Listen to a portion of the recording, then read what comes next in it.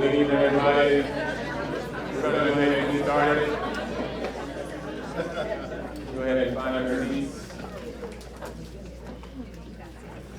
Good evening. I am Dan Brooks, Assistant Superintendent of Operations. Welcome to our growth and planning meeting for this month. I want to thank everybody for coming out.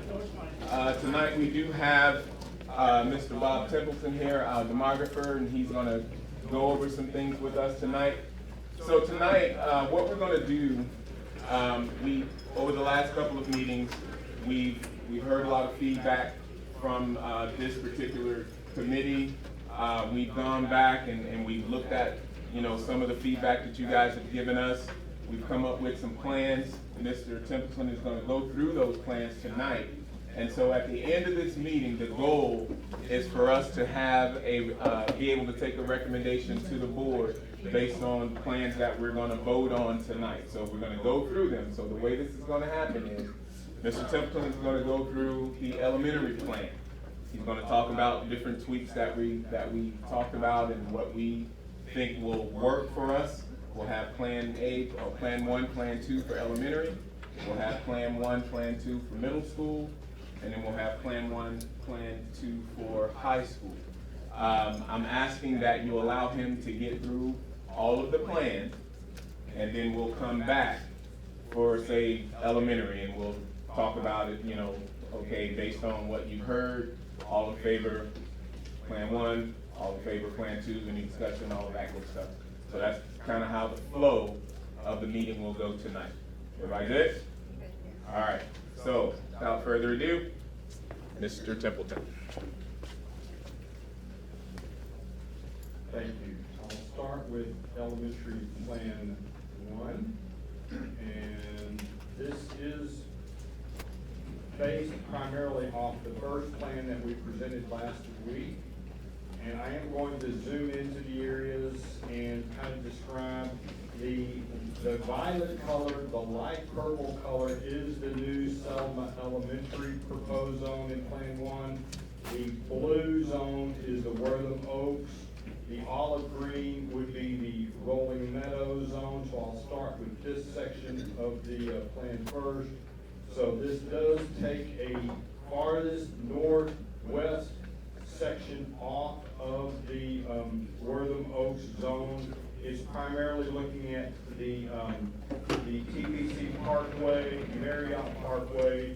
It is an apartment complex and some single-family housing, but it is the farthest area that we could find away from Wortham Oaks that would remove over 100 students from that area and assign them to the Rolling Meadows.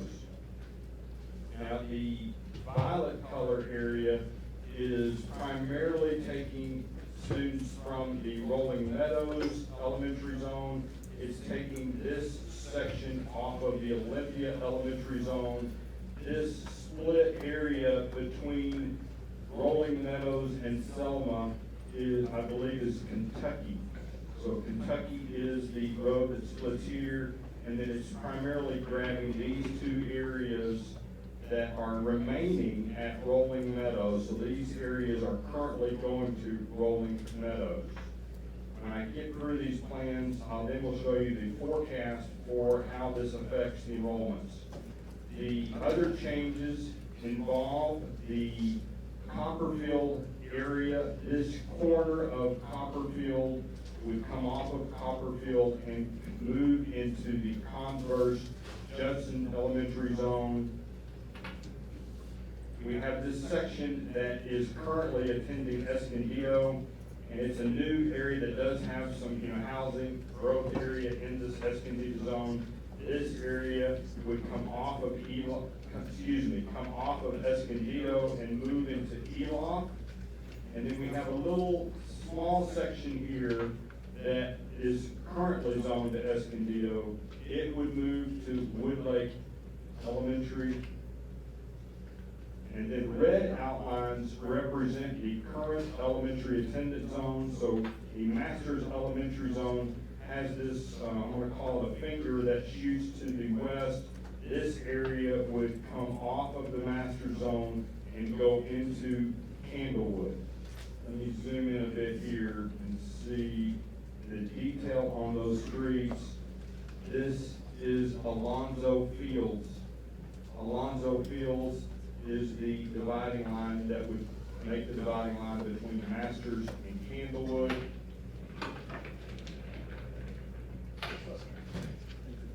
I'll go back up to this area. I believe this is a couple of apartment complexes here that would come off of Copperfield to Converse. In this area here from Olympia to Selma. These are the areas that would then make up the new Selma zone.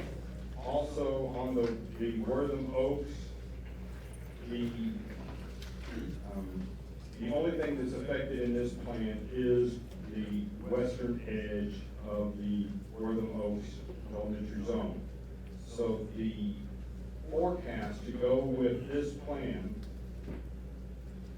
I'll zoom in so this can be a little easier to read, hopefully. I'm going to just highlight the campuses that are seeing the change.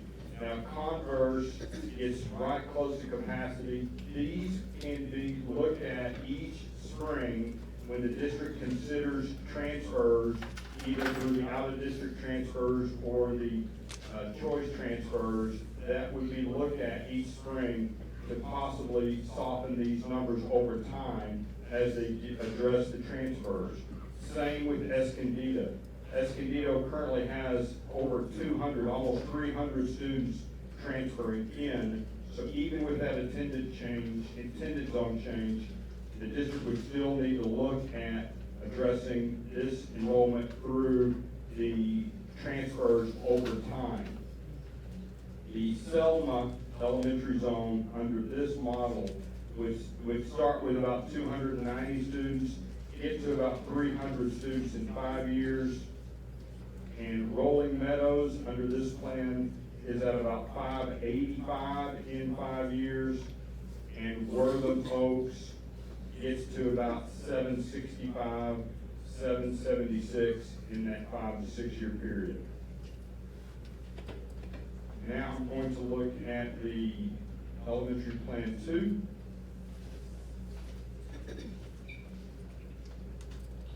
This plan keeps the northwest section at the at Wortham Oaks. It does over time move the out-of-district transfer. It doesn't move the transfers.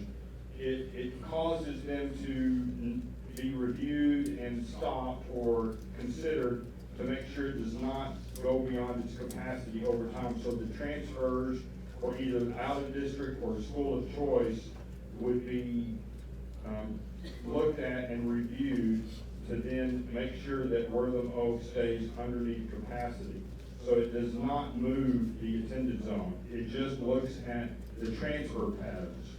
The Rolling Meadows and the Selma elementary zones are the same, with the exception on this transfer pattern.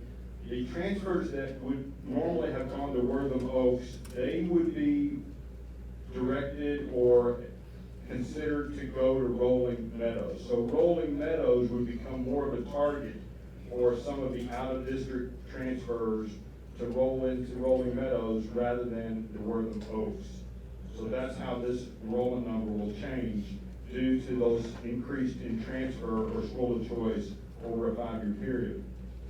Now, Plan 2 for the Selma does include the Coronado Village zone attending Selma. It also includes the dual language program from the Coronado Village to Selma. So Selma would receive its zone plus this Coronado Village area and the dual language. Also, Bob, with that one, we would also, the Spanish immersion that's up in Wortham Oaks would also move over to Selma as well. Spanish immersion also there at Selma. That's about eight. The changes to Copperfield and Converse are the same changes. So it's this corner, It is the same changes between Escondido and Eloff, and Escondido and Woodlake, and between Masters and Candlewood. The estimated enrollment for 5 years for this plan of course, the same numbers for Copperfield, Converse.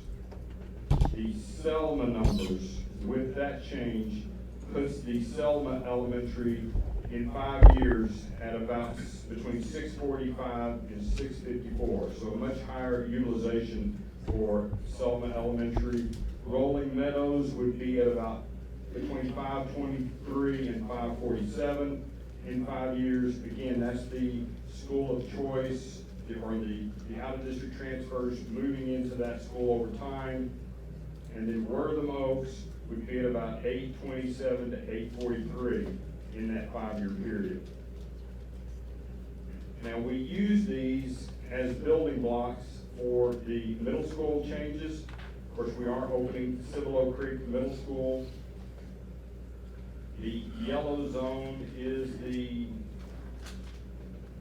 proposed Cibolo Creek attended zone. So it's primarily being composed of the Wortham Oaks Elementary, Rolling Meadows, Selma, Olympia, Coronado Village, Franz. Those are the elementary zones that make up the Cibolo Creek attended zone. The Kitty Hawk zone would be made up of Salinas and Millers Point. The Judson Middle School is primarily Copperfield and Converse, plus it has the STEM school of choice. And then you've got the biggest change here is around the Park Village Elementary would move from the Kirby, excuse me, into Woodlake Hills Middle. So from Kirby to Woodlake Hills Middle, and then the green outline represents the current middle school lines. So this section, which is basically the Candlewood Elementary zone, would move from the Metzger zone to the Kirby zone. So there's definitely a little bit of a cascading effect of a move from Metzger to Kirby, a move from Kirby to Judson, and then the STEM program remains at Judson Middle with this zone. The forecasted numbers, oh, they're on the map.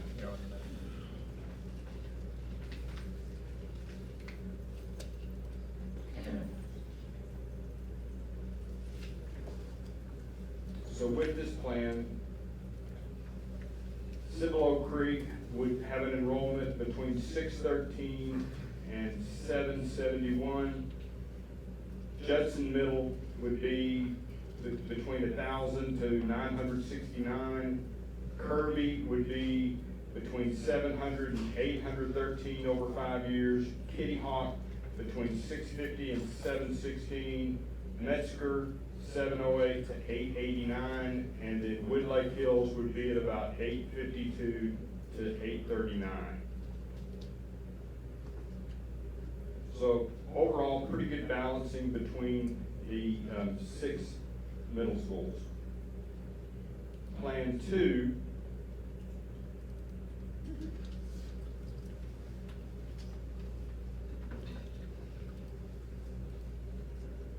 basically the same area of Cibolo Creek.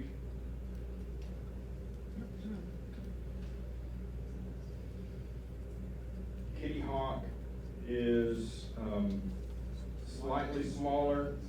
The big change here would be the STEM middle school program would move from Judson Middle to Kitty Hawk. So Kitty Hawk would be the location of the STEM program, and Millers Point would move from Kitty Hawk to Judson. So that's the change between Plan 1 and Plan 2, is Millers Point moving from Kitty Hawk to Judson, and the STEM program moving from Judson Middle to Kitty Hawk. And Bob, just to clarify, Millers Point right now is already at Judson Middle, so Plan 1 had Millers Point, has Millers Point moving to Kitty Hawk. Yes. Thank you for clarifying that. So the Park Village, it moves as well, and so does the Campbellwood area between Metzger and Kirby. So these forecasted numbers On the slide. Nope.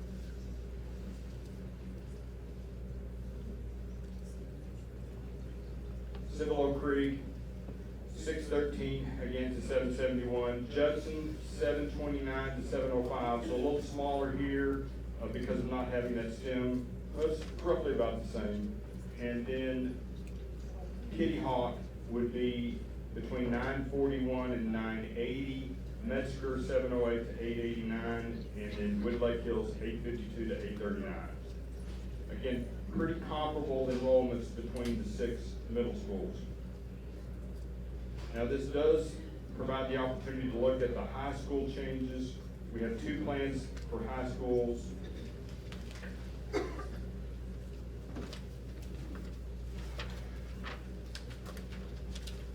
So the green zone is the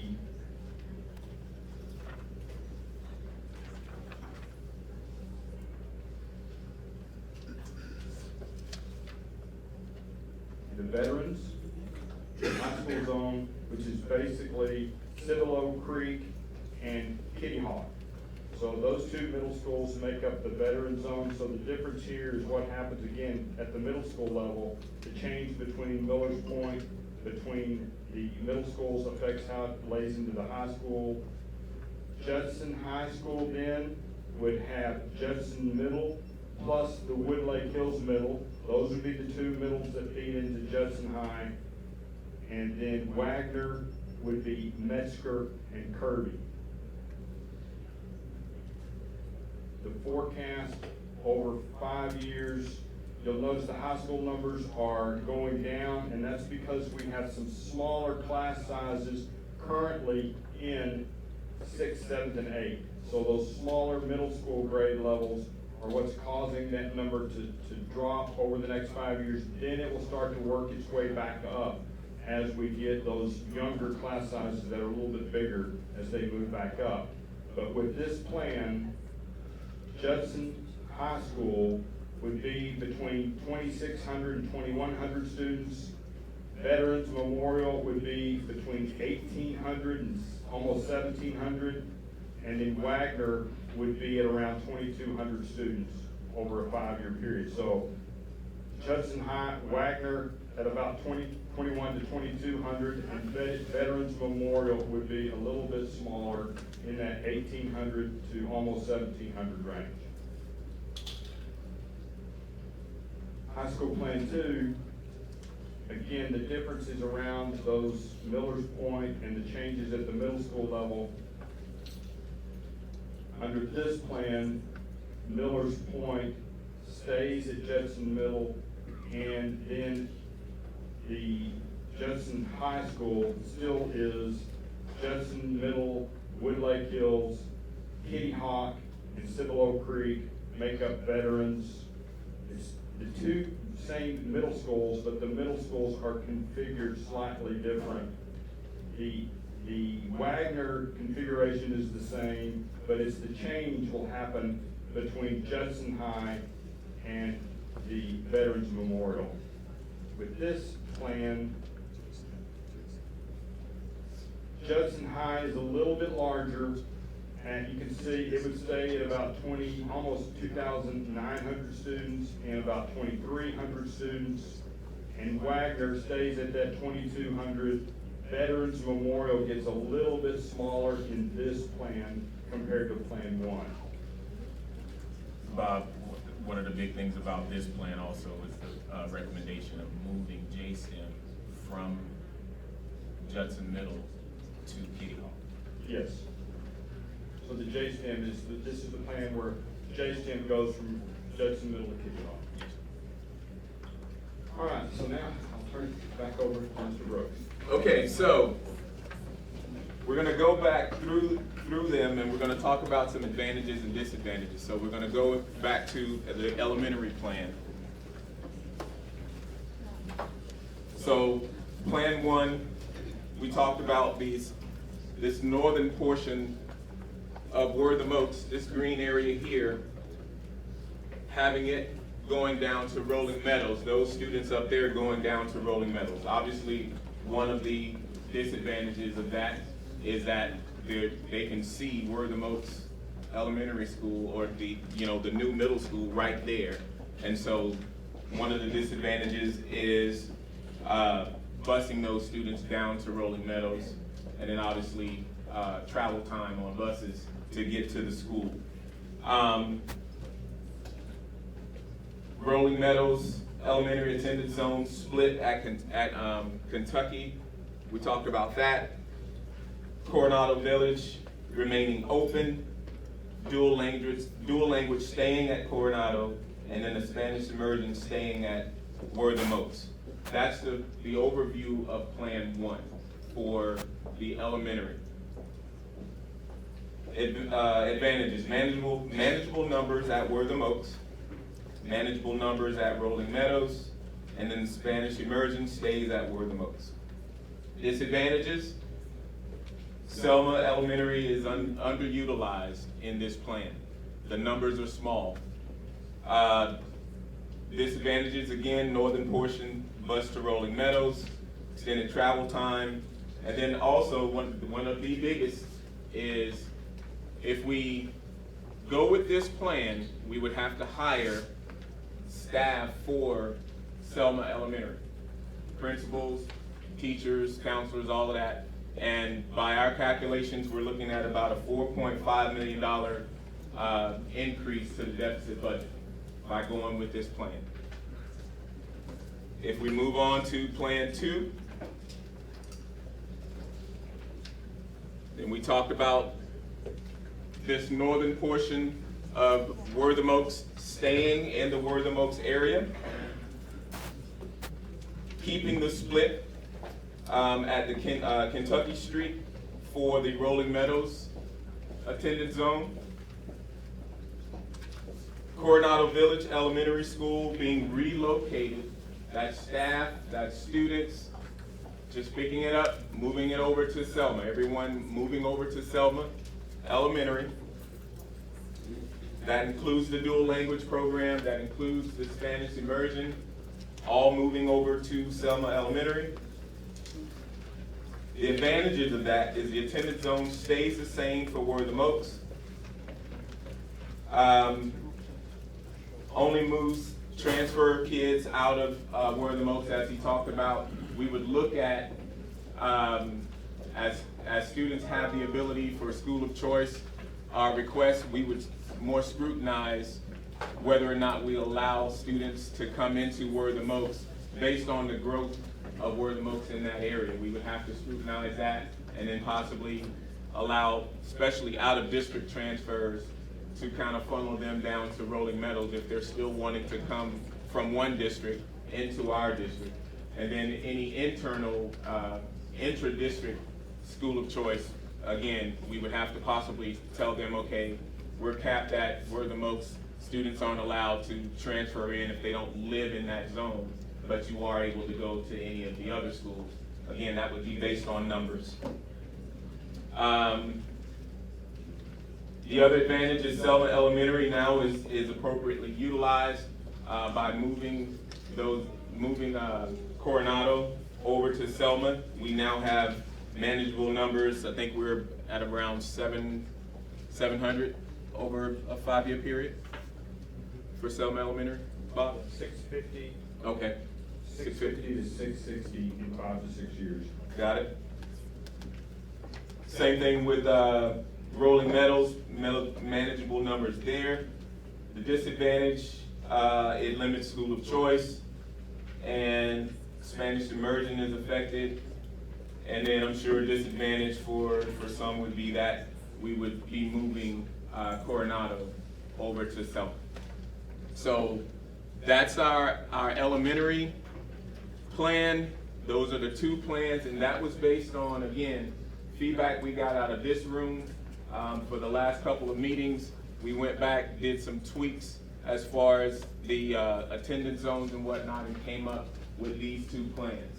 So the goal is for us to then vote on all in favor of Plan 1, all in favor of Plan 2, and then if we want to open it up for any questions or whatnot, but these are the two plans that we feel are the most viable as we move forward to try and open up the new school out at Selma and moving forward. So, that's the elementary plan. Any questions? Yes. Yes, sir. How's Coronado Village gonna be utilized if you close it in time? So there have been a lot of different options thrown out. We haven't made any decisions on that right now. That would be a later meeting where we would probably do this same type of thing and I'd ask Dr. Fields. And then decide what we want to do in repurposing the Coronado building. But there is no plan tonight to come up with a recommendation for what we would do with that building. That would be a later meeting. Can I add to that? Only that, the purpose for tonight is so we can go ahead and get the attendance line set, so we can take that to the board, people can come back and give feedback, and then they can make a decision. So by January, everybody knows what the attendance lines are gonna be. If we were to go with, moving the entire Coronado campus to the new school, Selma, then we would have to have later meetings to talk about the repurposing for that. But tonight, we're just talking about the attendance lines. But then it's too late, really, to me. Well, No, tonight I is mean- just about attendance. Okay. Okay, but what about Coronado when it stays open?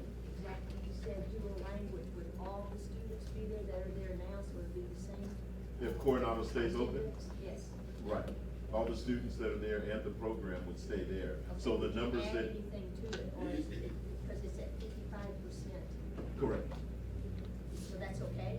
She's asking, could you add something? Yeah, no, I'm just checking if that's okay, that's fine. It's that way right now. Adding something to it, if it needed, if that was gonna be okay to stay at 55%. It's that way right now. So if we were to leave it open, we would only leave it at the same capacity that it has right And that now. would be all right. Okay. And then we would have to open up another school. I would tell you that the cost of opening up another school would be about $4.5 million. In addition to what we spent this year. But we would leave it the way that it is now, and then we would have to hire a whole new staff for the new elementary. Yes, sir. Thank you for sending me the presentation. Yes, sir. Last month. So I was like crunching some of the numbers, and I was expecting today, and I know I wasn't at the last one, for us to look at Bronze, Coronado. Of course, we're talking about Coronado, but I have a question too for the demographer that put the slides together. So back when you originally gave them to us, I don't think you were here, but I remember going back, was it April or May or some point? You had the capacity at some of the schools was a lot higher than the slides you did this month. What decreased the size of the capacity of our schools? Original. I was looking like specifically at like, a couple really caught my eye right off the bat, they dropped 300 students. Originally, when we put the capacities on there, Mr. Hannes, we went through and looked at square footage. But then in the last meeting, we explained that we changed the square footage because when we went through the campuses, and I think the example that we used was Candlewood. They've got a program over there called, what is it, Eagle Bucks?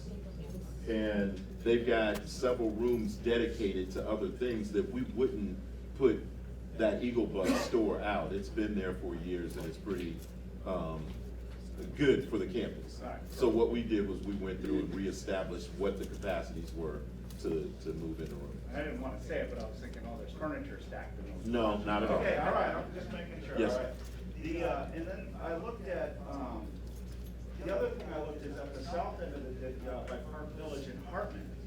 I noticed a couple of those schools are kind of close to each other and they're small. Have you ever thought about maybe repurposing one of those And the reason I'm bringing this up, so everybody knows, is, I'm really concerned about our deficit and the potential, tax situation that puts us in, if everybody's already paying a lot of property taxes. So that's part of the reason we're here, right? We gotta make fiscal responsible. Did you ever consider those two?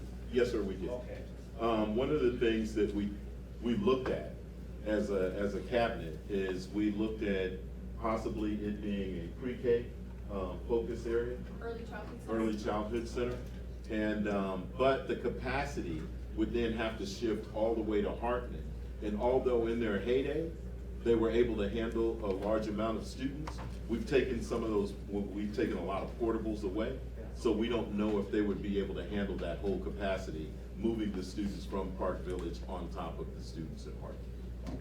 And then, I don't wanna get beat up by Mayor Dennis, so I'm not gonna ask about Franz anymore, but it is a low number. We could put those kids, in theory, into Selma and maybe a little bit into Olympia. I think we'd have the, I just want you guys to consider that, and I'm sure you did, so I got my point up, all right?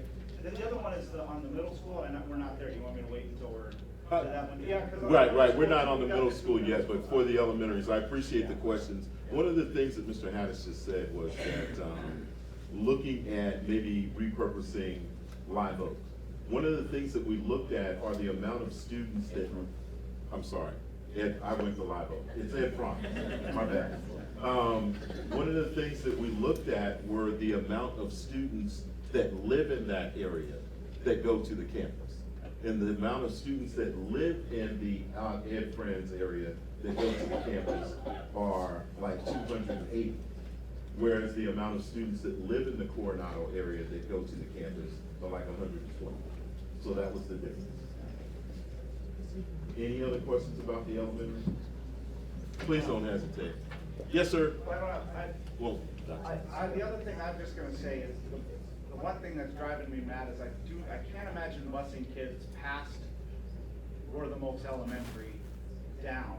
So Plan 2 has all the Wortham Oaks kids going, and I know that's gonna be a really tight number, but as our demographer said in the slide presentation in the video, thank you for putting that together, he said school districts are gonna have to be able to rapidly adapt, right? And so these demographer numbers, they change every 6 months, and this guy's got a, job security over there, but you know what I mean? But seriously, that's something, it's gonna be really, really close up there for a while, but I like your plan. So I say also to your point, for the first few years, because we're aware of that bubble, it may look a certain way, but after that, we're just still projecting on what's in the bubble. We will probably have made programmatic changes that increase numbers in certain campuses, and then we may have a charter school that moves in across the street and numbers change. But this is what we're looking at. Yes, sir. Yes, sir.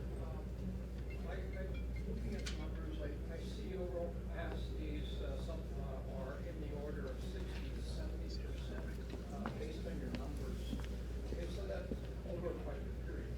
Obviously, that will increase probably beyond the 5-year period. Yes, sir. But one of the things that your demographic courses haven't shown is the predicted increases within the neighborhoods themselves within that period of time. So basically, we're looking at a build out of 5,000 to 7,000 more people in the city within a fairly short period of time. We're also looking at greater physical barriers in the Judson district, so I-35 is definitely a physical barrier type thing. Yes, sir. It would make much more sense. I'll try and repeat the question a little bit for everybody. The statement is that when he's looking at the capacity, the original statement is that the facilities are at about 60 to 70%. As we explained in the last meeting, we try and use capacities at about 80% because you don't want it to be at capacity because it gets too crowded on the campus. The other thing he stated was that in the numbers, we don't account for new home builds or apartment complexes going up and stuff like that. So I'll let Bob speak to that. We do account for new housing and new population growth. This district has certain areas that are gentrifying and aging out, And what we've seen over the last 3 years, especially with the interest rates being high, we've seen that people have stayed in their houses longer. So we haven't had that regentrification that we need. So things change. It's likely we could see some interest rate reductions that could cause some of those older areas to start to turn over. But we literally study every neighborhood. Every neighborhood we look at the amount of new housing. We track the housing every quarter. So every quarter, I know how many new homes are being built in Judson ISD, and we have that in our mapping software where we're recording that. New homes are not generating the number of kids that they used to generate because they've gotten so much more expensive, and it's been much harder for younger families to buy single-family homes. We also take multifamily into consideration. So we've got the multifamily units that are currently on the ground and have families or individuals in them, and we're looking at the new multifamily construction as well. So this model does build in housing growth over a 10-year period.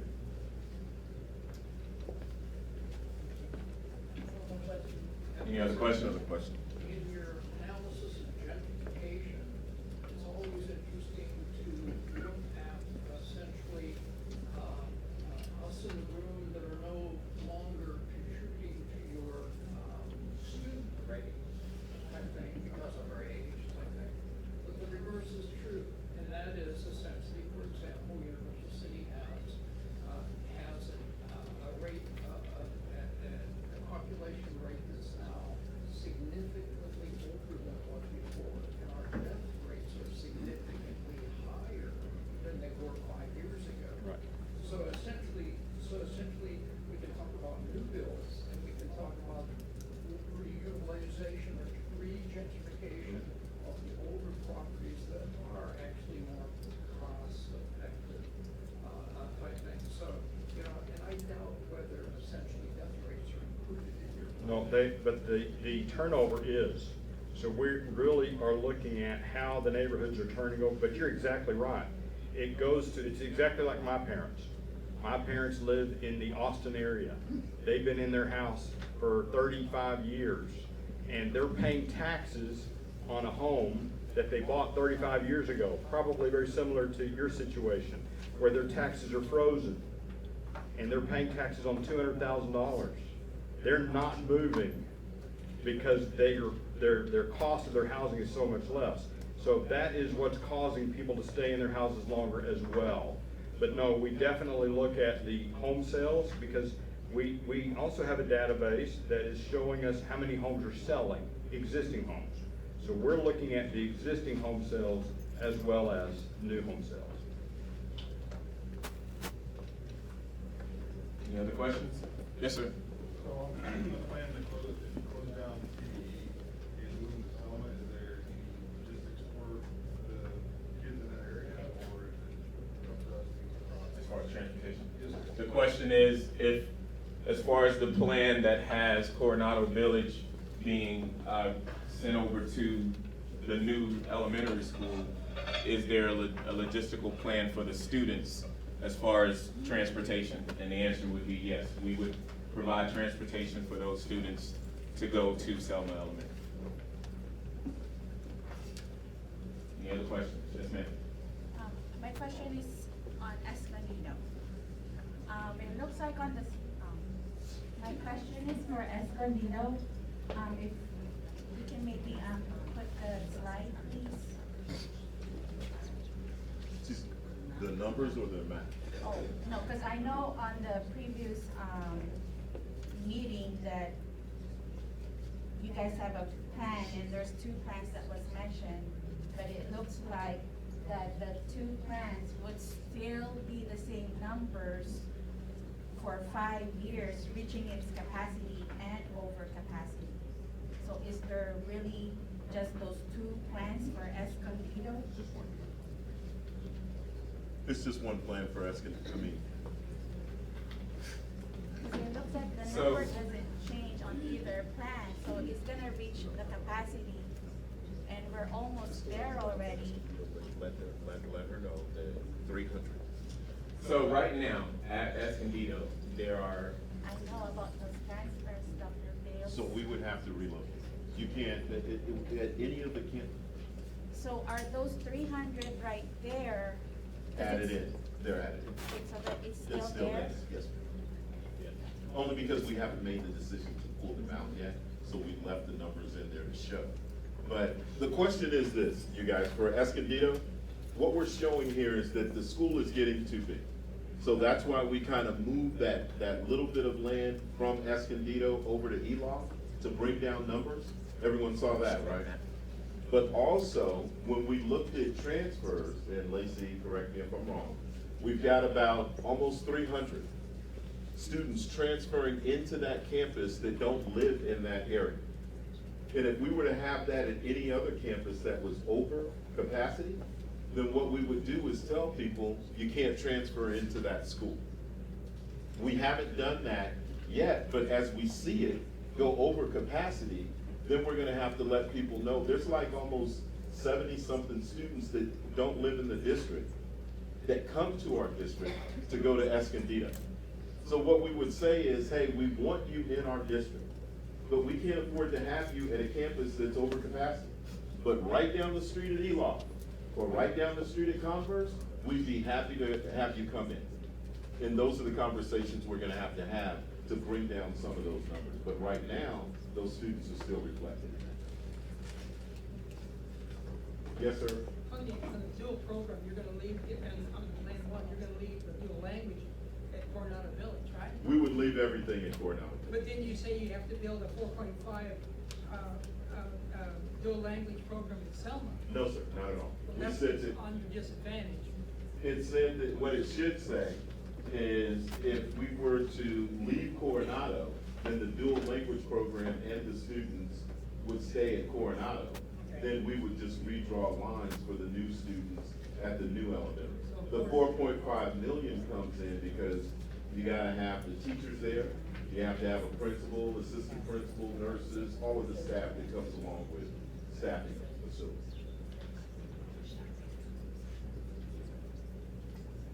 Yes, sir. So, Yes, sir. if we do have to repurpose Coronado, so the plan would be to take all that staff and move it to Summer Elementary, right? Everything, the Right, students so and that's, staff. we're saving, by doing that, we're saving the cost of hiring to run all the You're staff to run a absolutely school, correct, right? yes. And that's gonna help us a little bit with our deficit. Yes, sir, you're absolutely correct. And then the other thing I just want you guys to consider, I'm supporting too, but just on the Selma Elementary, and the demographer, I guess, too, can look at this. I just see we're splitting a couple neighborhoods. I'm just gonna caution you if you start splitting neighborhoods. So I know you know this, but I'm just, What Mr. Haddis is bringing up is that when you look at Rolling Meadows and you look at the new Selma Elementary, before we had it coming all the way out. But what happened when we had it coming all the way out is that the numbers at Rolling Meadows really weren't gonna be comparable to the other elementary schools. So by moving that line of demarcation in a little bit, because we're bringing in all of Coronado, it brought these numbers up to the same approximate numbers as Rolling Meadows. So we were utilizing in terms of capacity, both schools at the same rate. What he's saying is that anytime you go down the middle of a street and say, you students go to this school, you students go to that school, and, kind of create something. But it wouldn't be the first time that it's happened in Judson ISD or around San Antonio. Because you gotta draw the line somewhere. and we have them call Mr. Brooks. Yes, sir, we did, we called Mr. Brooks. So now, go ahead, you got it. Any other questions? Okay, so we have gone over elementary plan. We got plan 1, we got plan 2. So at this time, we're going to take a by your hands raised consensus of who all is in favor of plan 1. I asked if they want to wait until they. I know. Okay, stop. Do you want to wait until we hear middle school and high school, or how do y'all want to do it? Oh, you want to talk? Oh, they want to talk. Amongst ourselves. Oh, they want to talk amongst They themselves. want to talk amongst themselves. So then, what Mr. Brooks is saying is that as you get into the next one for middle school, it's gonna explain some of the stuff we're doing at the elementary. So And I don't answer wanna some do this show of hands now for elementary, and you hear something in middle school that you're like, well, if I'd have known that, I would've said, you know what I'm saying, something Right. different on elementary. So we could do this discussion for middle school, then do the discussion again for high school, and then we could break out into discussion and then come back and make the votes on Prop 1 and 2 on all of them. Does that make sense? All right. And let me reiterate, what we do here tonight are recommendations. Dr. Fields has been saying it, the board has to approve anything we bring as a recommendation. So whatever we do tonight is not a final, this is what we're definitely doing. This is a recommendation to the board based on the committee. Board would give opportunity for public comment, time for, feedback, all of that good stuff. And then the board would have to vote to finalize anything that we may bring as a recommendation. Make sense? Yes, ma'am. Yes, I actually have a question, and I'm glad that you brought that up though, because this is my first time attending one of these meetings. Of course, I have no idea, but I'm learning a lot. So we're gonna go and present it to the board. So my question is, because obviously option 2 looks the best, right? I'm assuming. Our biggest concern as a school is that we stay together. So I think we're just scared to take a vote and then present it to the board and be like, you know what? This is what's gonna happen. So my question to you is, hypothetically, what would be the worst case scenario if we all pick one option? Over the other. Yes, and then we present it to the board, like what is the worst case scenario? So the question was, what is the worst case scenario if they pick one option over another? We could take a recommendation to the board and the board decide that there's a whole different decision that they wanna make. So, as far as asking what's the worst case scenario, they don't go with it. That's the worst case scenario. We bring a recommendation, they deny it, we gotta come back and do this all over again. So in my opinion, that's the worst case scenario. At the end of the day, the vote, the decision, all of that good stuff, it's emotional, I'm sure, for you guys, because, you're all at Coronado, I get it, I totally understand it. So, but at the end of the day, we have to make a recommendation, and the board is gonna have to make a decision. And as we all know in this room, not everybody in this room is gonna be happy with whatever decision is made. But what we have to do is make a decision that we feel is best for the district. I get it, it's Coronado, it's your school, you all wanna stay together and all of that, but ask yourself, whatever the decision is it best for the district, or is it just best for me and my personal situation? I don't mean that to sound harsh. What I'm saying is, we gotta think about the entire district. That's all I'm saying. Sir, and to that I would add that in Plan 2, we just wanna highlight, in the relocation of Coronado, there is no proposition to split it. Right. So in the relocation of Coronado, in the plan that is being presented, it would keep all of Coronado with the proposed intention to keep all of the teachers together, all of the staff together, and relocate the entirety of Right. the school. Under no circumstances a proposition being brought to split the campus, if that helps. And we keep our principal. That's the big one right there. And we don't even know if that's gonna save money to move all of it to a new school. It would in terms. With our school, we don't know what's gonna be done, you may put more people in it, so it didn't save any money. Well, the statement made was that we don't know if this would be a financial savings to move the entire Coronado campus to the new campus. And we just talked about, if we were talking about staff, it would be a savings because we wouldn't have to staff a new school. But the statement is that, well, we may move other students into the campus. If we were to, and we will repurpose any campus or any facility that we choose to move students out of. But just like with Cibolo Creek Middle School, we're going to move a bunch of students from Kitty Hawk to Cibolo Creek. So a lot of those teachers will come from Kitty Hawk. There'll still be some expense associated with that though, because we have to hire a new administrative staff. We have to put a new custodial staff, new child nutrition at the new middle school. But those numbers of how much it can potentially cost go down because with those students who are moving, the staff and the teachers will move as well. And even some of the administration and counselors, depending on the numbers, because we staff based on student numbers. But if we were to move students into the repurposed building, then we would move the staff that comes along with them because we're repurposing, not creating new. Does that make sense? Okay. So on the middle school, the two were what? Okay, so we're gonna move over to the middle school. Plan 1 overview. We have Candlewood currently feeds into Metro. We are in Plan 1, in the Plan 1, Kirby would be moving, Candlewood would move into Kirby.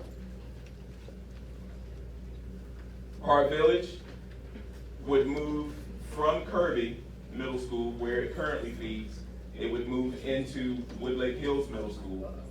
And then, Bob, if you, that little triangle from Escondido into Eloff, that little piece right there that he's showing with the cursor, we have that moving into Eloff.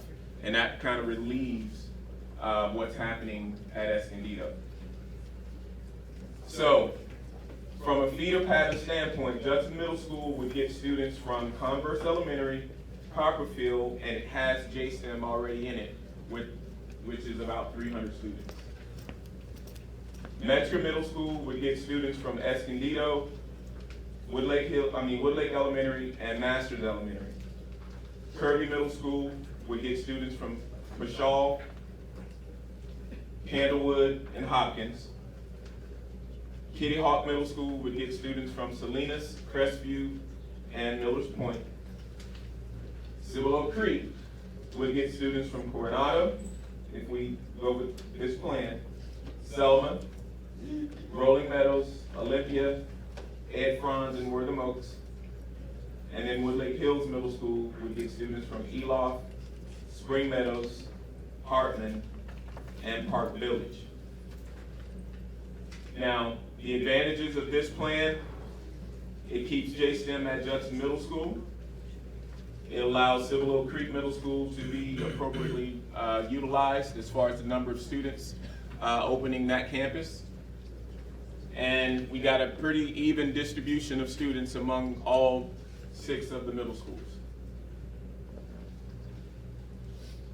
Disadvantages, Millers Point Elementary School moves from Judson Middle School to Kitty Hawk.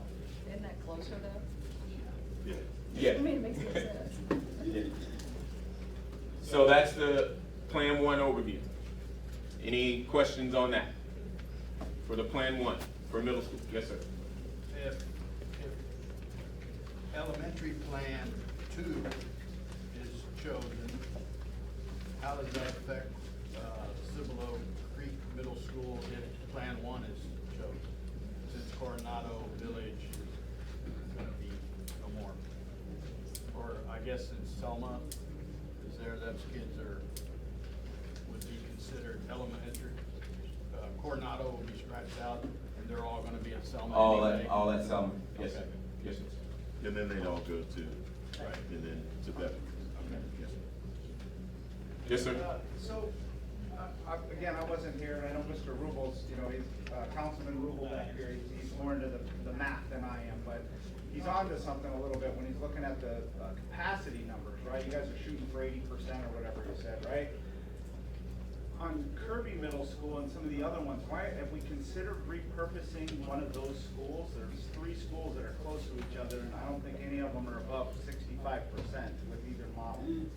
I would just like to say, when we start talking about the idea of closing other schools, we have to remember to come at that gingerly.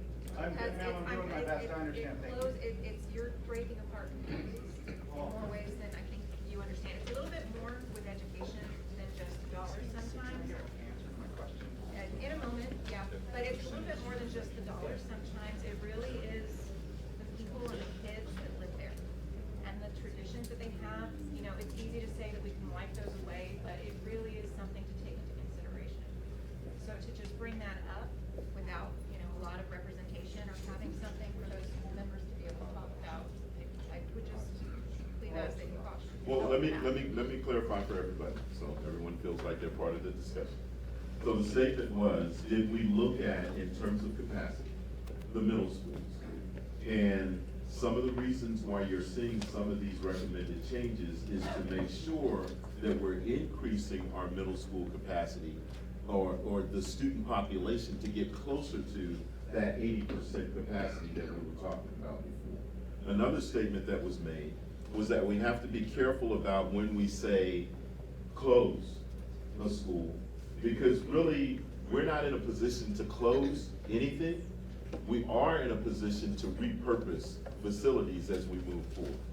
But just to, and I say that because, like SAISD, they actually closed buildings, and they're selling those buildings in an effort to get compensated for not needing them.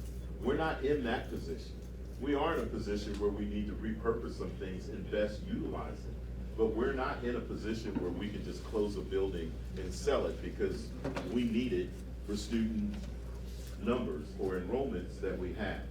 When it comes to the middle schools, we don't have up here, in terms of the numbers that you see for middle school, going out to 29, 30, any campus that shows that we don't need to use it.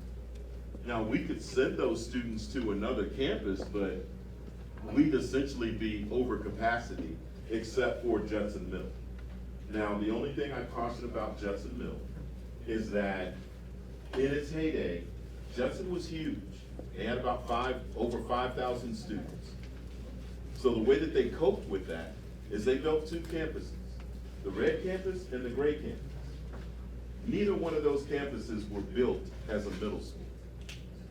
But what they did was they wound up using, rebuilding the red campus and making the new Judson High School. And then because we needed another middle school, co-opted the gray campus and made it a middle school. But it's really not built for that. So although we show that we have more capacity that could be used at that campus, it wasn't built for a comprehensive school 9 through 12. It was just built for 9th grade and 10th grade. But the 11th and 12th grade, when you got into more of your elective classes, was back at the red campus. I know that's a lot of history, but it makes sense if you look at truly what you can put at that campus comfortably in terms of students. And it wasn't made for middle school, because when you talk about a middle school campus, you need to have a better line of sight on the students than you would necessarily at a high school campus. So we're using it for that, but it wasn't built for that. So I wouldn't recommend putting what you may see up here in terms of capacity, 1,700 middle school students at Judson Middle, because it's not gonna work with us. Any other questions on the middle school part? Yes, yes, ma'am. So my child is at JSTEM. Yes, ma'am. So I was curious, how soon would this come into effect? Would it be this year or would it be something that starts next year? All of the stuff that we're going over now would be a recommendation to the board for implementation in fall of 2025. That gives us an opportunity to go back and, to your point, talk with the campuses, talk with the staff, talk with the families, talk with the teachers, and everybody understand how we're gonna move come fall of 2025. And if we could do this by January, it gives them an opportunity to start working on what's the best way to lay this out to where everybody feels comfortable with the transition. So nothing would happen until fall of 2025. But it gives the people who are making moves time to transition into those areas. Yes, ma'am. Where the Monks will not have a 6th grade class, it will go to Cibolo Creek Middle. Yes, ma'am. Yes, ma'am. Sorry, just to follow up on that, in terms of the total utilization by 28, 29, I guess am I missing something with the numbers? Because we're showing like 4,600 middle schoolers and a capacity of 7,426, according to last month's slides, which would be 62% utilization. But the goal set was 80 to 90% by 2028. So we're looking at like redoing this in 2-3 years, like before 2028. I hate to draw middle school lines now and then have to draw them again in another year or two. Again, Before 28. smart move. So what I'm hearing is, we're drawing middle school lines now. You're looking at capacity, talking about 1,700 over at Judson Middle. We just talked about, it's not built for that.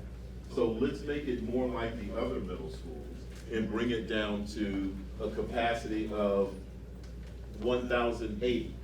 Now your capacity numbers are different. So we're higher. Well, We're there's gonna be building empty those. classrooms, I mean. Again, Judson Middle School was built for 9th and 10th grade, not for middle school. So even though it says, and there's a lot of stuff going on over at Judson Middle School right now. Even though the square footage, we went through, if we tried to move 1,700 students into Judson Middle, I don't think you could safely do it. I don't think you could do it, because we do have, Ms. Schuler, what is it? Adult and community ed is in the back. There's some special ed rooms that are being utilized in the back as well. We have to move all that out somewhere else. Yes, ma'am, go ahead. They have a warehouse, technology has a warehouse over there. We have to move all of that stuff out. So there would be some huge transitions in our district if we were to even try and do 1,700 students. And once again, I would warn that it's not built for that. And we've got people that worked at Judson Middle School. They would tell you it would be hard to supervise 1,700 middle school students at that campus if you put that many. So a repurpose of it then isn't being considered either? Right now, it's being repurposed into a technology warehouse, Yeah. adult and community ed, special ed, area as well. So there's some things that we're doing over there. Because when you move JSTEM, it's because of course factor two, when you move JSTEM out, those numbers get even smaller. Well, if we move JSTEM out, what happens is now we can spread out some of those students over the course of the 3 floors and not just on the first floor and the second floor. Because right now, JSTEM takes up the 3rd floor. If we were to move JSTEM over to Kitty Hawk, and we could dedicate I'm not trying to say that I have a preference here, I'm just saying. I don't either. If we were to move JSTEM over to Kitty Hawk, you could literally, with moving that many students from Kitty Hawk to Cibolo Creek Middle School, you could dedicate a building and turn it into the JSTEM building at the campus. And then now Judson Middle can spread out some of those students that they do have over the course of 3 floors, instead of having Judson Middle on the 1st floor and the 2nd floor, and then JSTEM on the top. So it would give them an opportunity. I'm sorry.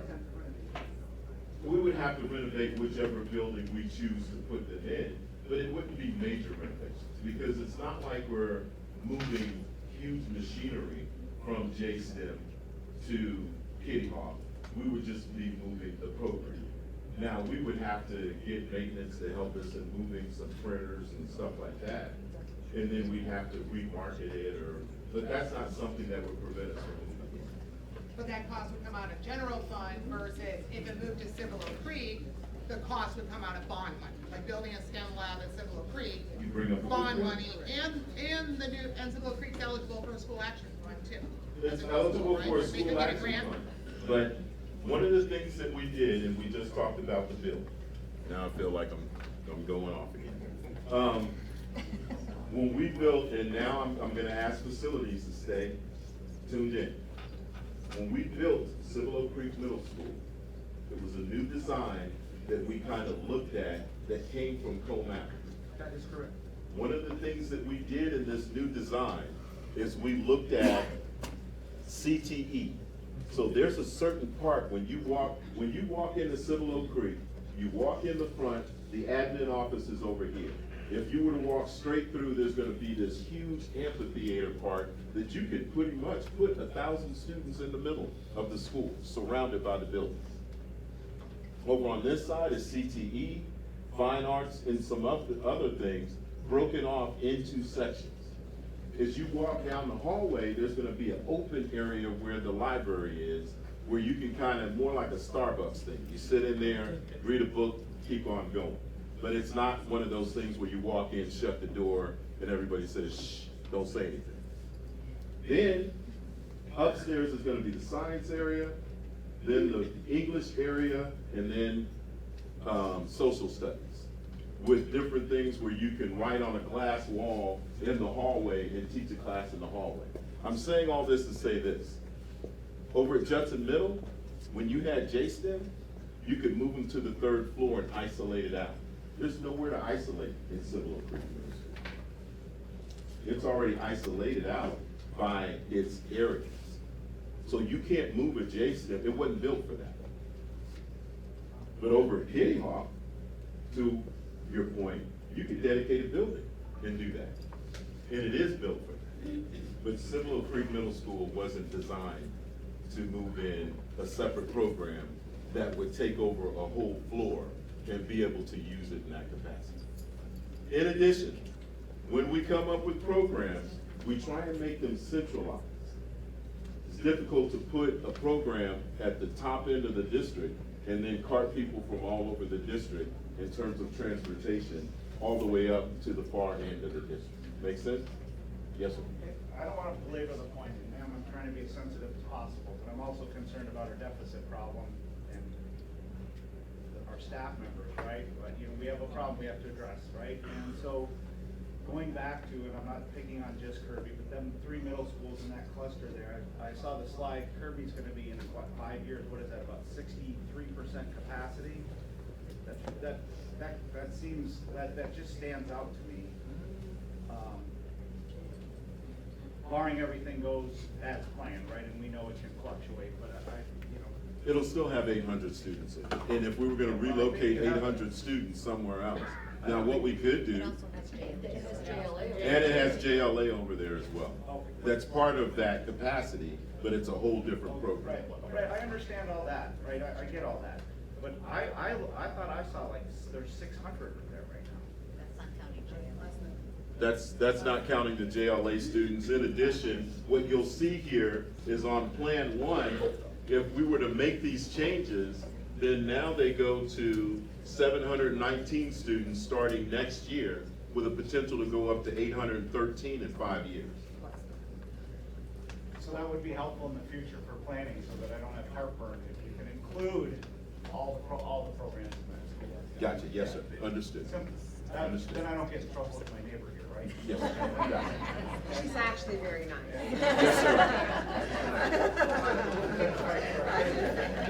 Kirby also instituting a SWI program. Correct. So that's gonna draw it as a district choice.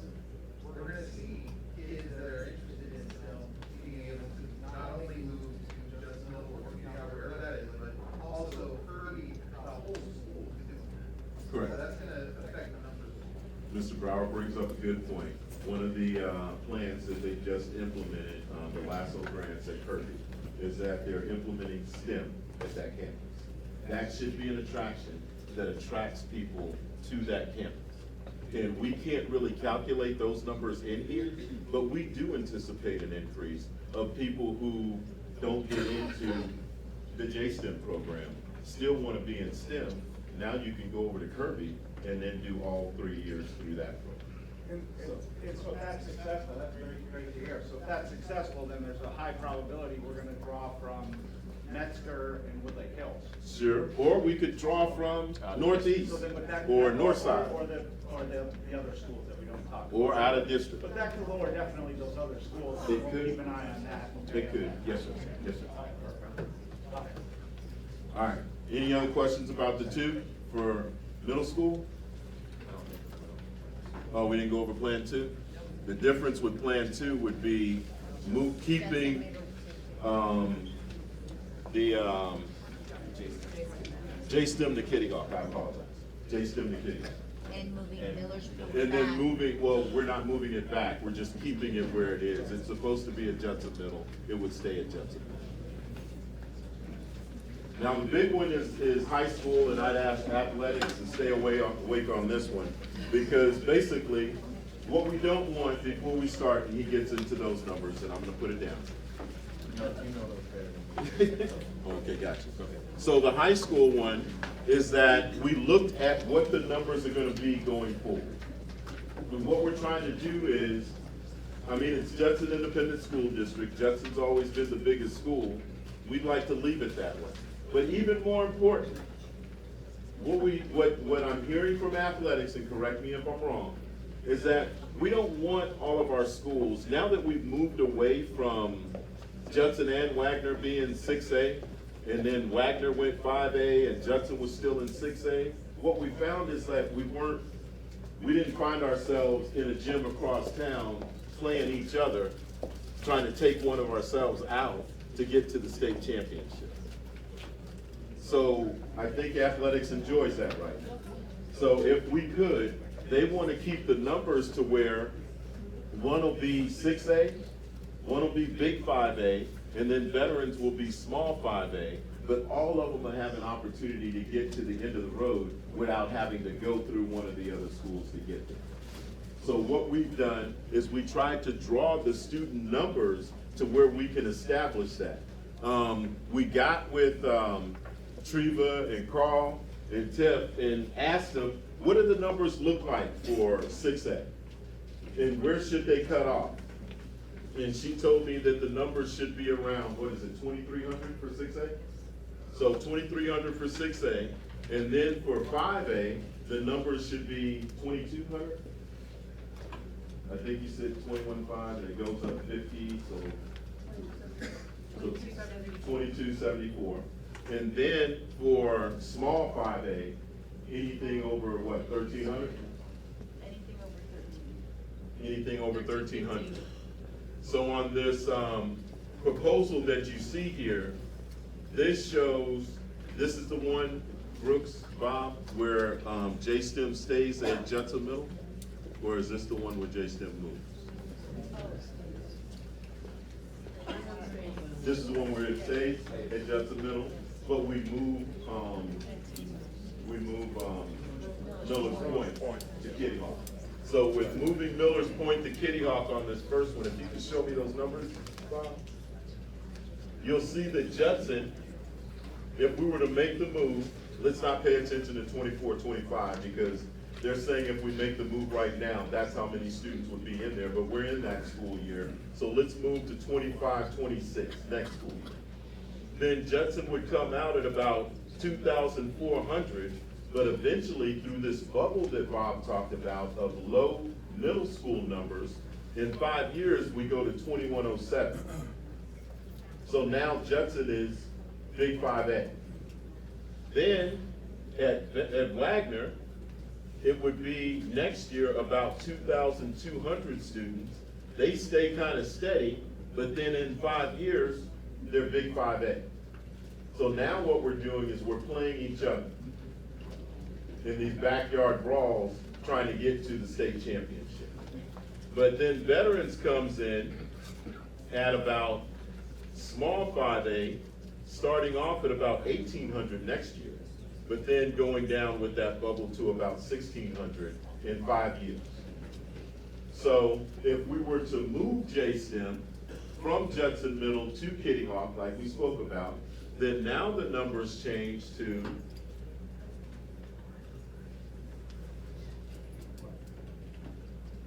at Judson, next year, we start off at about 2,700, 2,670 students.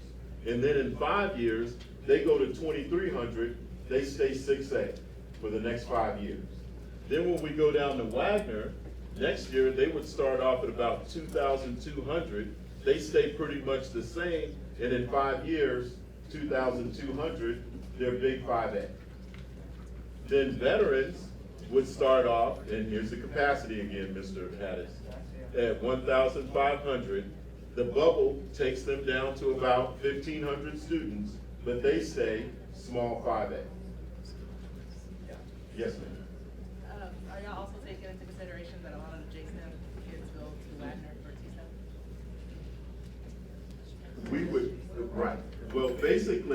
I don't know, you guys have the numbers on that? Cause I all my think it was kids, like 30. I have a lot of kids, and I've already had two, J-STEM and T-STEM. Right. That's gonna continue with the rest of my kids. And we're fine with that. We give transportation. Do we give transportation for T-STEM as well? Yes, yes. And we give I just read the transportation number for J-STEM, That was so- being considered because my kids are supposed to go to Judson. They And don't go to Judson, they go to Wagner. They can go to Wagner. And they also School run of track, choice. and they do. School of choice. So, Wherever they okay. choose to go, yes. Yes, ma'am. I'm a little confused because at the end of your eighth grade year, everybody goes back to their home campus. No, ma'am. We have school of choice, but if you elect to go into a program like T-STEM, then we actually bus you to Wagner. But as far as Kitty Hawk getting the J-STEM program, unless you choose a program, everybody goes back to home campus. So unless you go to, Jetco, or you go to a Cape program, everybody goes back to their home campus. So that when, if your home campus, if you didn't take something special, if your home campus is not Kitty Hawk, it's not, Kitty Hawk, then you can go to Judson or Wagner, even if you're in the T-STEM program, unless we make it. It's an automatic. Go ahead. J-STEM gets seats automatically into the T-STEM program. Well, no, what she's saying is that if you have the J-STEM student and they go to Kitty Hawk, but then they go from 8th grade to 9th, they're not going to T-STEM. Can they roll up into that same, what we've done is we've rolled them into the same feeder. She's saying they wouldn't all roll into the same feeder pattern. They would go back to wherever they lived in terms of zone. Okay, so when you have a school of choice child that's in the 5th grade, or a school of choice child that's in the 8th grade, okay? The way that, and the first year that we did school of choice rolling, we tried the system where if you're in the feeder pattern for veterans, even though you're a school of choice, you'll automatically get sent to veterans as a school of choice. That was reversed halfway through because so many people wanted to go back to the high school that they were zoned for. So what we have done in subsequent years is that if you're in 8th grade or 5th grade, we tell you in the beginning, hey, you will be rolled back to your attendance zone for school if you like. If you don't want to, all you have to do is tell your counselor, and we fill out the paperwork, and we will transfer you in that same feeder pattern. So there is a process for that. As far as the programs go, you apply to the programs through various lotteries and other things. You are then selected for those campuses, for those programs, and then you are sent to those programs. So there's not an automatic roll. It doesn't require that you automatically get rolled back to your campus. We do that when we do course selections as you go into high school, so that students have the opportunity to choose, and you also have the opportunity to go to the high school that you live in. If you do not want to do that, you do not have to. Well, I'd also say this, to your point, ma'am, when students go to school with the same group of kids from 6th grade, 7th grade, 8th grade, if given the opportunity, they like to go to high school with them too. And they usually choose that opportunity to transfer to the school where they know most of those kids are gonna go to. Any other questions? I know it's getting late, so let's get to the, yes, sir? Can I just ask one last thing, or ask the committee to consider something? So if we go on the elementary with option 2, if that's gonna be my choice, could we continue to use this committee to talk about the future of that school, so that this committee can make a recommendation to the Definitely. board on that property? Would you be Definitely. willing, open to do that? To your point, if we say that we're gonna go and move all of the students from Coronado to the new elementary school, will we come back to this group of individuals and say, hey, how could we repurpose Coronado? Then yes, we'll have that conversation. Yes, sir. Yes, sir. Last very general question. Is bigger better? Is essentially, are the students better coming out of bigger these days? And why? So Judson has this very peculiar, district line thing. Is there any consideration to, in the future, dividing Judson into smaller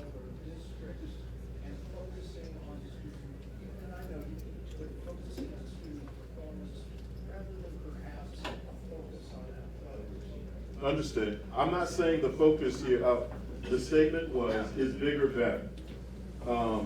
Having graduated from Judson long time ago, I can tell you it got up to ridiculous numbers. To where anybody in the state was like, what's going on down there in Converse? Because we had about 5,500, 5,600 students in the school. That's a truckload of kids. And it wasn't, there was a lot of stuff that came out of athletics, but I can tell you that that was a lot at one school. So when Wagner came up, it was pushed back against a lot. But imagine all of the students at Wagner, all of the students at Veterans, and all of the students at Judson going to one school. That's what it used to be. Then, after we opened up Wagner, and at one point, Judson had 4,500 students, and Wagner had 3,300 students. And then they built Steele, and the numbers started to go down.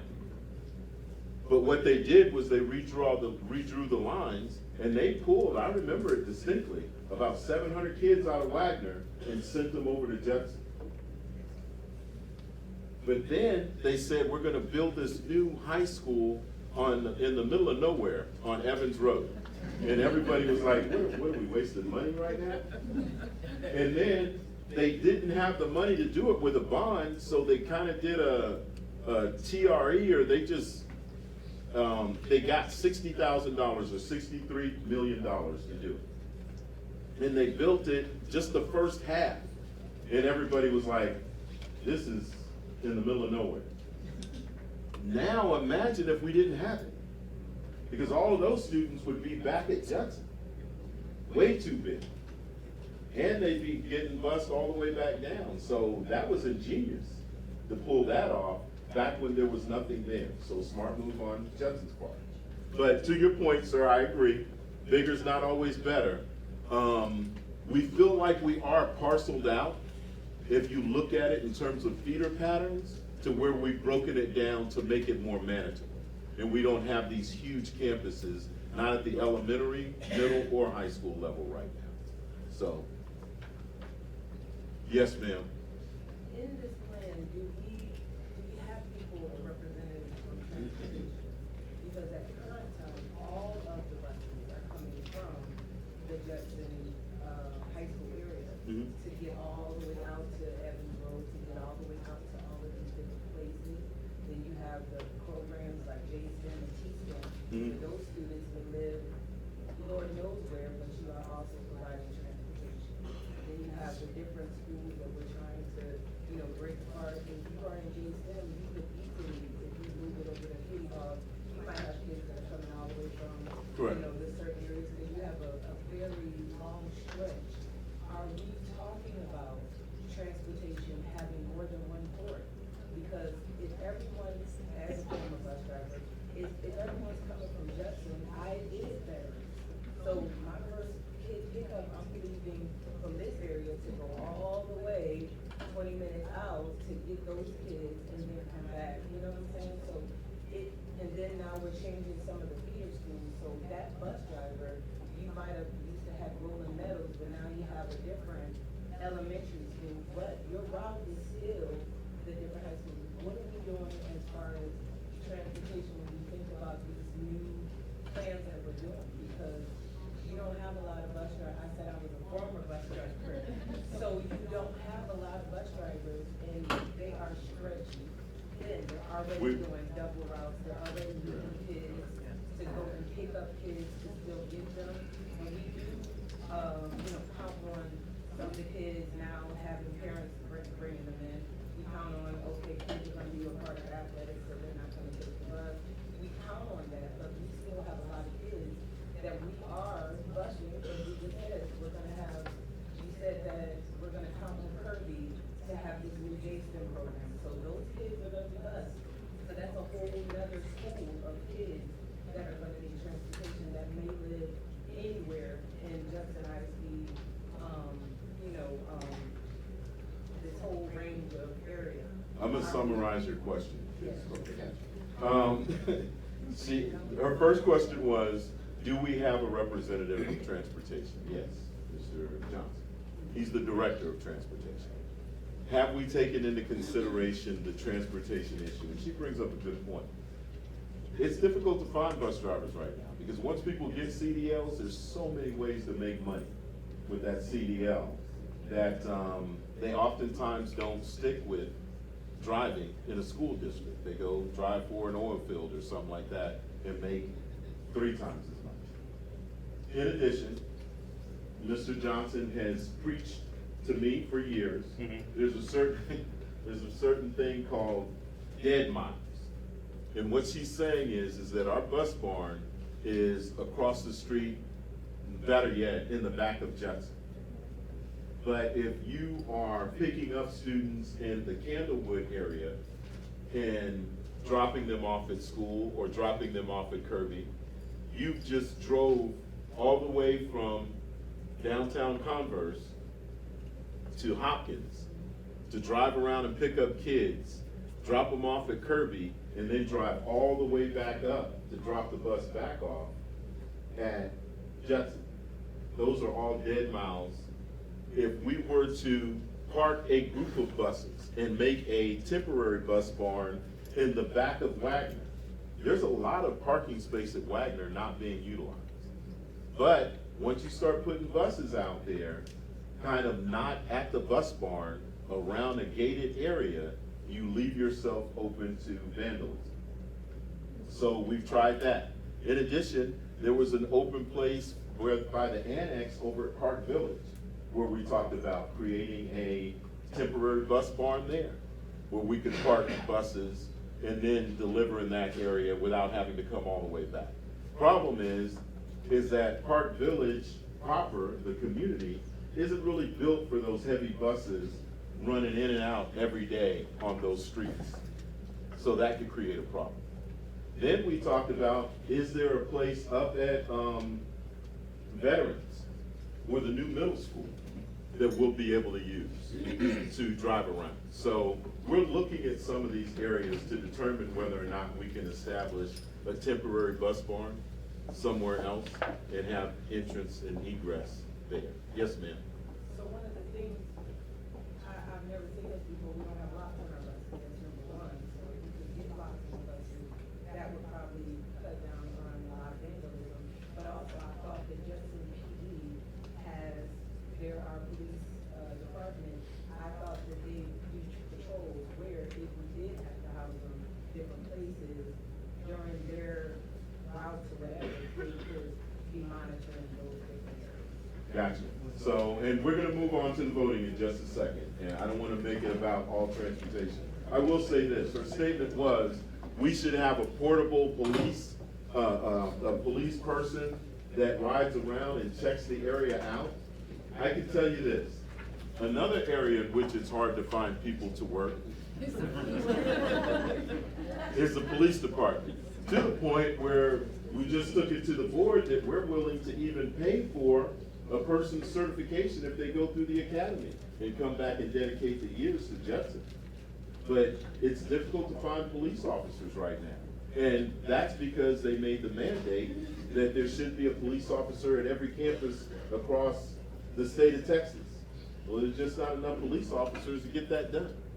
So we're trying to get more police officers as well, but what we haven't been able to do is have an around-the-clock police force. So now we have to go through Universal City, Live Oak, Kirby, and one of the biggest incidents, you guys probably saw it on the news, where somebody woke up well, he didn't wake up because it was in the middle of the night that he did it, but ran up and down Foster Road, breaking all the windows at all the businesses. And we have to pay for that. But we've kind of turned it over to the areas after hours because we just don't have the police officers to do it 24/7. So, yes, ma'am. No, go ahead. I'm kind of piggybacking on that, I know we're trying to move along, but we're going back to elementary school and those are the things, and I know we talked about budget concerns, and I know we're talking about potentially saving, moving everyone, all of CBE over to Selma, but are we also taking into consideration, I guess we don't think how we're transferring those students from TV in that area all the way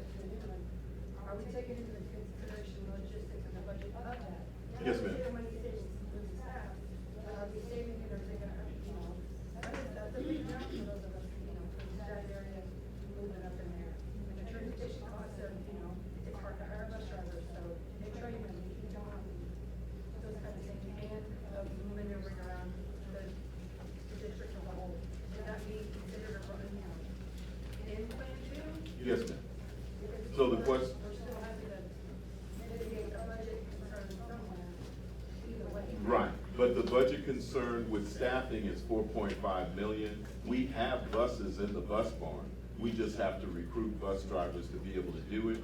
We would be able to take this on and get those students delivered from Coronado to the new elementary school.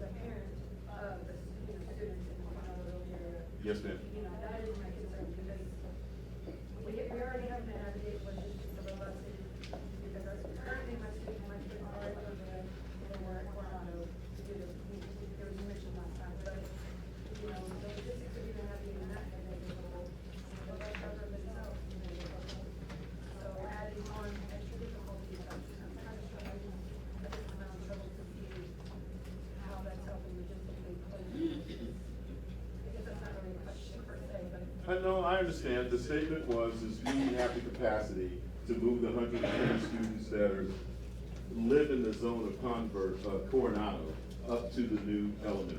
Yes, we do.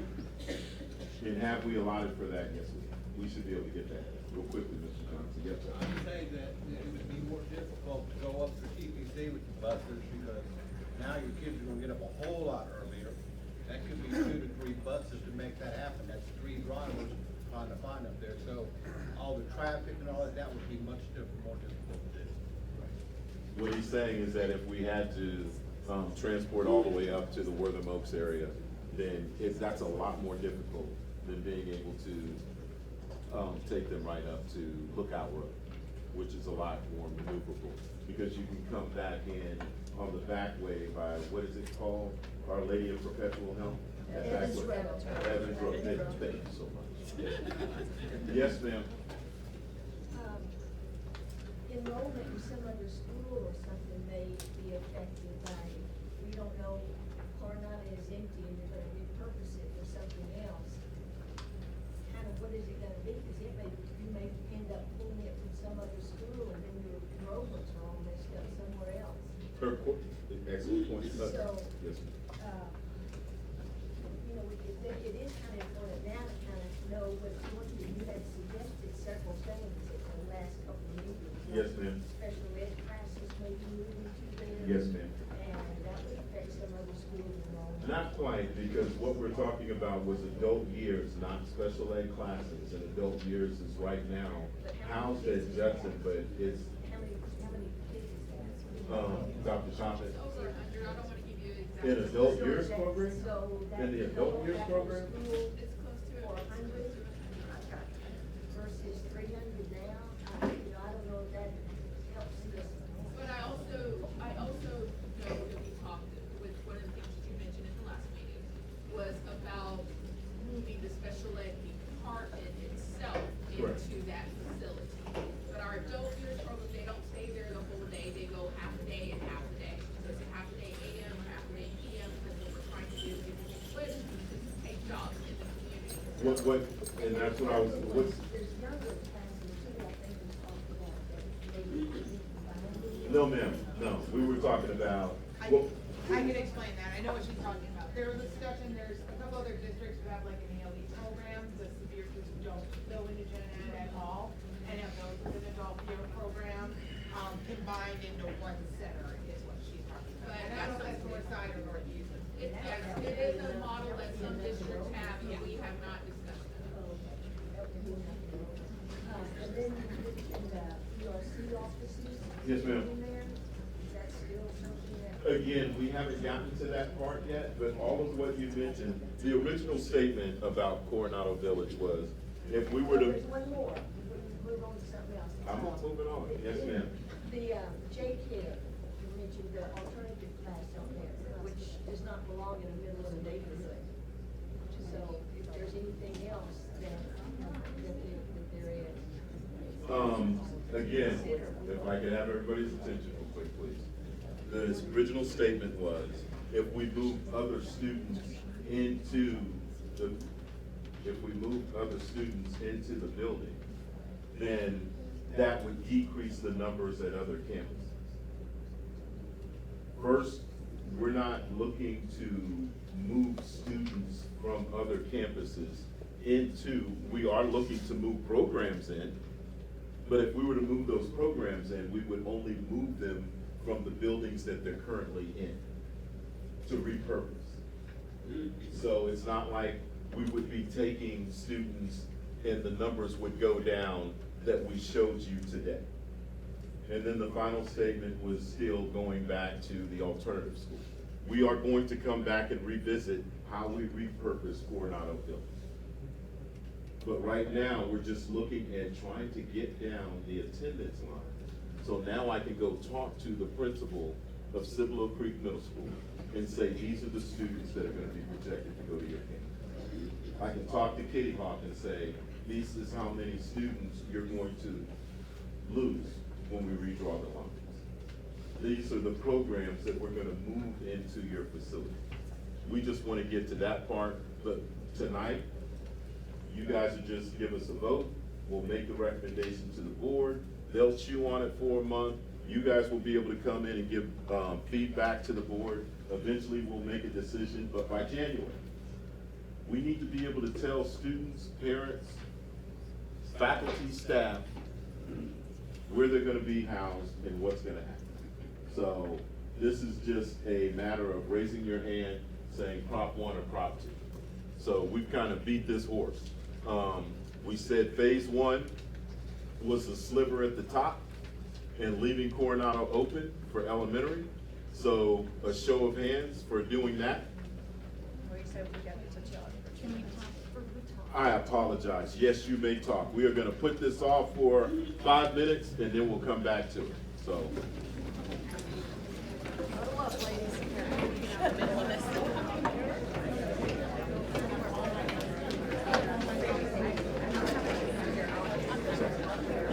Great work, man. Appreciate you.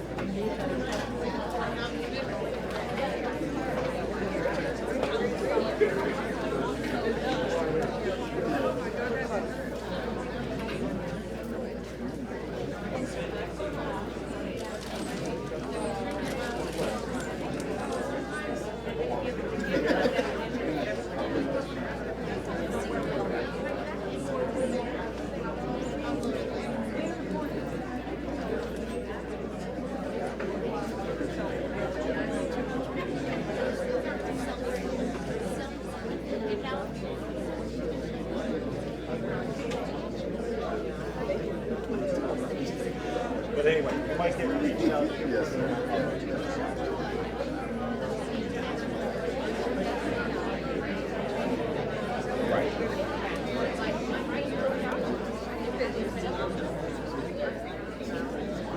Yes, I ma'am. just have a question. Yes.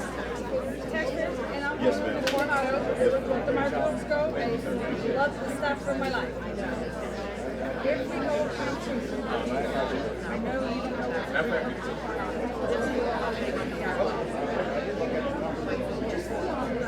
I'm worried about alternatives.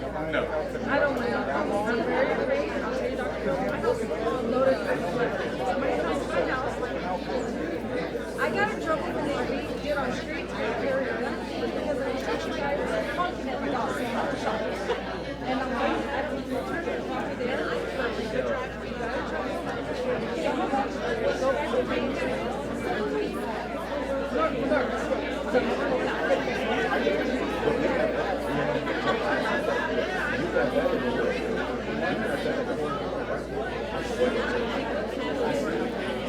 My daughter was Dixie. My daughter had to say that. Let's just keep it. Let's just stay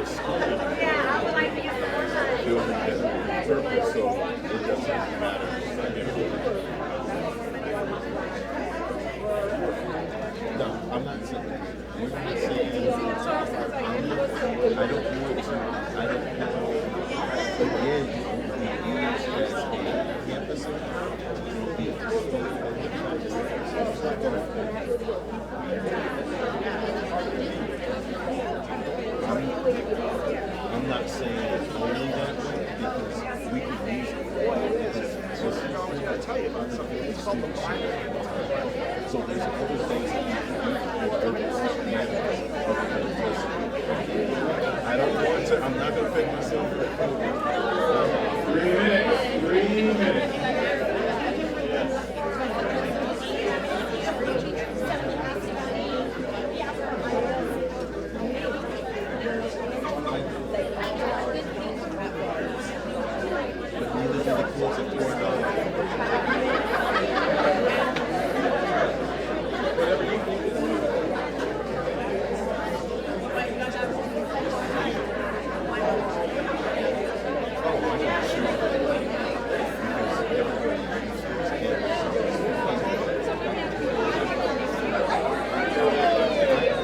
I don't want to promise. I'm not going to promise that because we're not talking about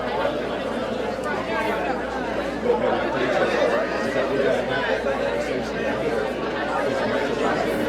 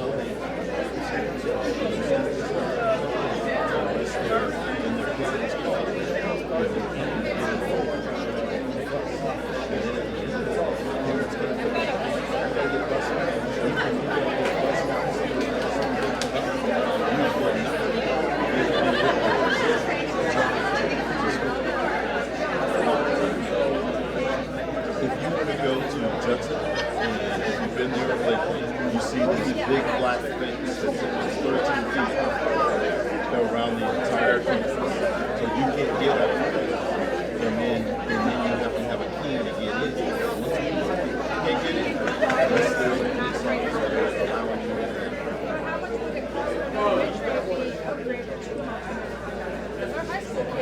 Those little toilets are a little small. That's what All right, let's bring it together. Let's go.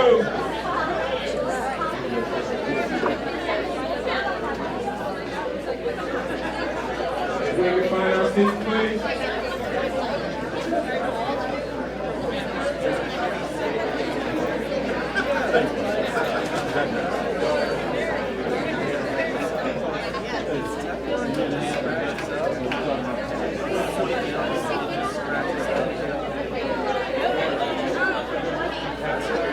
All right, guys, here we go.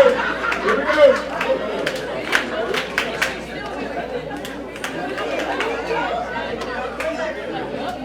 All right, so we're getting ready to vote now on elementary plan 1.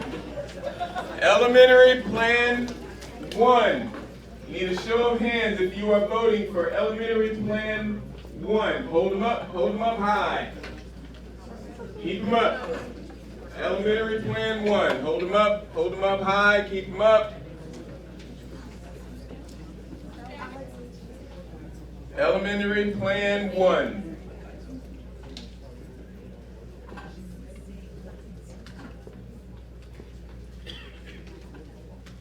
Counters, we good? All right. Elementary plan 2. Hold them up high. Keep them up.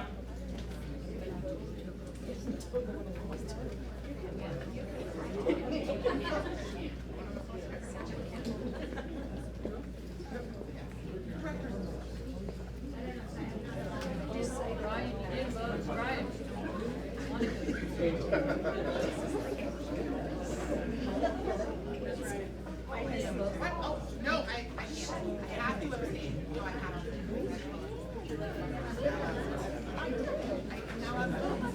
Counters, we good?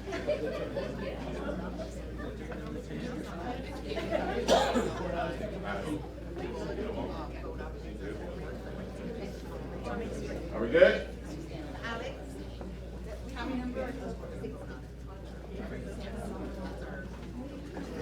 Okay. All right. Moving on. Middle school. Middle school, Plan 1. Middle school, Plan 1. Hold them up. Middle school, Plan 1. Middle school, Plan 1. Middle school, Plan 1.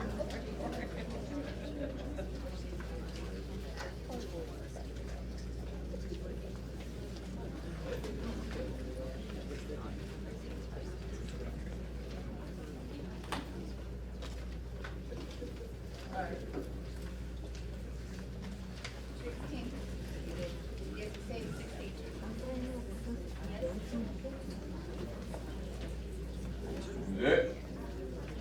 All right, middle school, Plan 2. Middle school, Plan 2.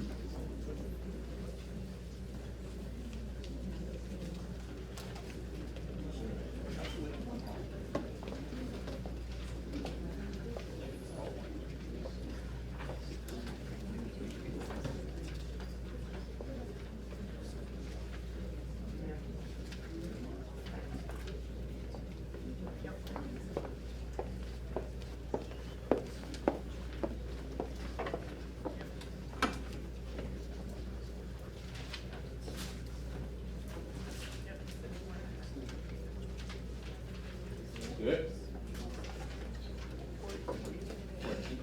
Wait. All right. And middle school kind of drove high school, but we'll go through it. High school, Plan 1. No, two. The first one was Plan 1, and Plan 1 was J-STEM staying at, Yes, that means we have to go with Plan 2 of the high school. I know, but he's doing the same thing, he's voting on it. Oh, I thought the same. We're moving on to high school. High school, Plan 1. Hold them up. High school, Plan 1. High school, Plan 1.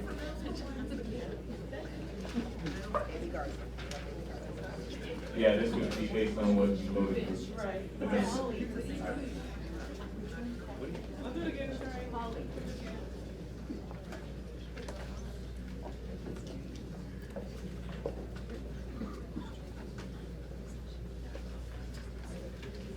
Good.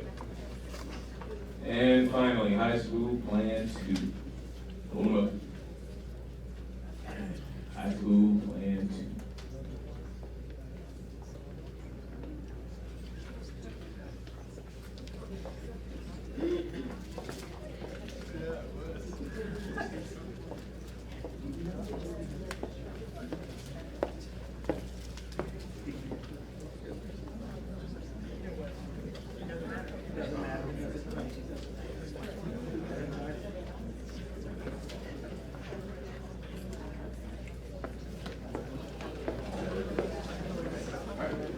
All right, you guys.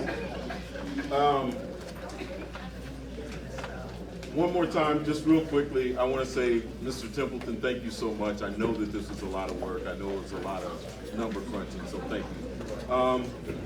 I truly appreciate all of you guys coming out. We're going to have another growth and planning meeting, and then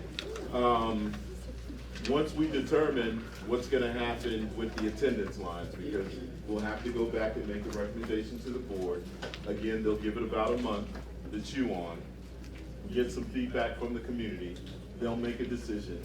Once we know that this is the way that we're going to step off, if these recommendations are accepted, then we're going to come back and then start talking about the repurposing, of course, and the recommendations of how we can do that, in addition to some other things that we would have to do as we move forward. So I just want to say thank you guys for taking the time. I know it was a lot of information, and thank you for coming out tonight. Thank you guys. See you.